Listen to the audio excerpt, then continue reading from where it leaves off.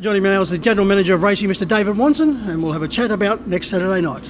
Well, as I mentioned, the participants will be very pleased, even though it's later than first thought in June, where we usually run the New South Wales Breeders' Challenge. 4 months later, I don't think it's going to worry to the participants. They're still going to be playing for big prize money. Yeah, look, it's ended up really well. It was a little bit of a different format this year with the heats and the second round heats. But everyone got their chance. The right fields are in the finals. There's always the backup for the regional finals, which are going to be conducted in November.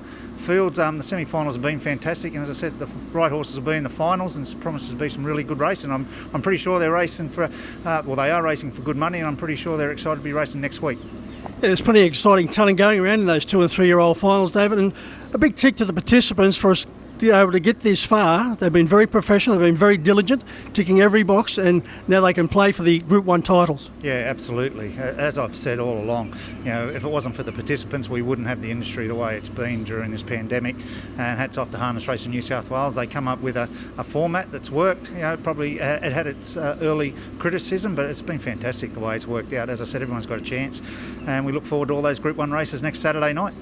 Apart from the excitement associated with those races, Dave, we also have the running of the JC Caffin Plate, which is now becoming a time-honoured event here at Club and Angle, and a trophy that everyone wants to win, and also the Rising Stars. Now, you have the drivers for both those races. Of course, with the pandemic, we haven't been able to conduct heats. Yeah, unfortunately with the JC Caffin this year, we couldn't conduct the heats. The last few years we've gone out and to the country areas. The heats have been really well accepted by the country participants and the drivers. They've been really well supported. It's in its 10th year now, the JC Caffin. It's something that stood the test of time.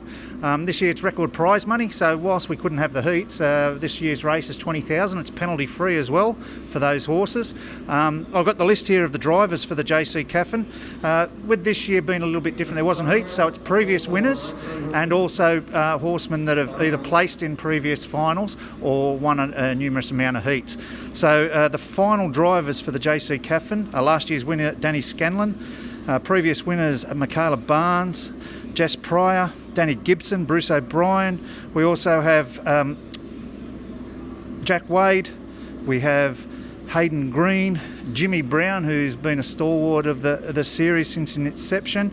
The namesake, David Caffin, will be participating, and Danny Gatt, who's done a lot of Ks over the last few years to participate in all the heats. He's going to be part of that race as well. Yeah, it's a great honour to be placed on that honour roll. Yeah, look, they really look forward to it each year. The Danny Scanlons and Gibbo and all that, they're ringing your months out in advance. As I said, this year was a little bit different, but fortunately we've been able to conduct it. As I said, record prize money, and the tradition of the JC Caffin continues, and it continues to get bigger and better every year.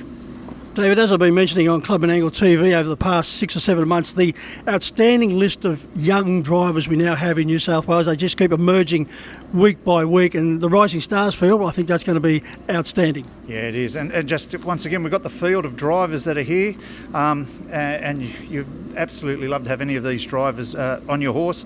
Josh Gallagher, Jack Callahan, Tom Pay, Blake Hughes, James McPherson, Jake Hughes, Gemma Coney, Harley Duck, Leighton Green and Phoebe Betts. Outstanding list of young drivers. It just shows the young talent we've got coming through in this state, and that's just a part of them. It's not all of them, but that's just a part of the fantastic what we've got is the ability of some of our young drivers that are going to be at the fore here next Saturday night. David, there's probably another 10 or 12 drivers you could have on that list who wouldn't be able to place in that final field. Well, there is some restrictions in it, so you can't have driven so many winners. There's an age restriction, and it's actually the Rising Stars, so someone that's competed a few times can't go in it as well. So there is some blocks there to make sure that we're looking after the Rising Stars and the ones that are coming through. But as I said, fantastic list, and it just shows the depth of the junior talent we have here in the state. David, also next Saturday night we're going to unveil the new Club and Angle presentation area. Yeah, look, it's been a big task. I think it's been built since we actually went into COVID lockdown. It's been a really big task because there has been some restrictions with it. Really looking forward to it. It's a lot more, if you want to say, sponsor friendly. There's not the steps and that we've always had to negate.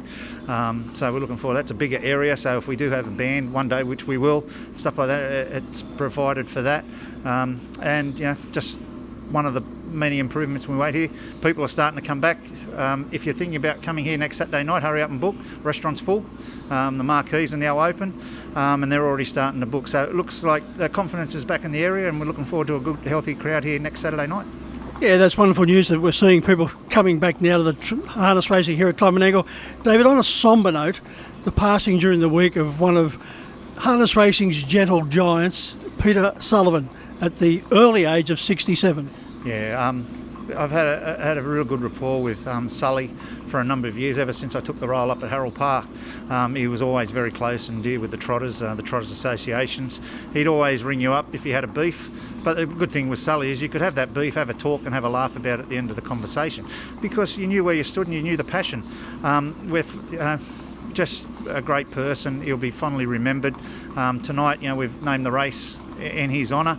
The drivers in race 9 will be wearing the black armbands and the flags at half-mast for due respect to what was a great character, and he'll be sorely missed around the tracks. Yeah, apart from being a quality trainer, he did have a lot of success, and I do recommend anyone to go to the National Trot Guide online site. Michael Court has done a wonderful story on Peter. But apart from the fact that he loved his horses and loved the trotters, he loved being around harness racing people, and he did serve Penrith very well as a barrier attendant for many, many years. Oh, he had numerous jobs. One thing you knew about Sully, you knew when he was in the room. Actually, you knew when he was in the stables, because you could hear him from the other end. He had a lot of good friends in the industry. As I said, he'd be sorely missed. And just some of his great friends, including Peter Collier, Wayne Innes, who hasn't been around. He was really close. He was in hospital for quite some time with his illness, and Gordy was there nearly every day. So a lot of people were very close to Sully, and as I said, be really sorely missed.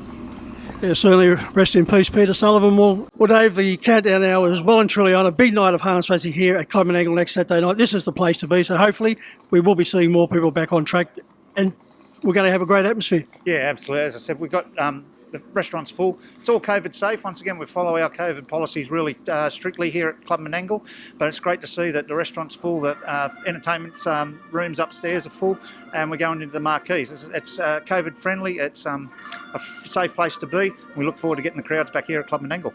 As I said, Dave, better late than never. Absolutely. Sounds good.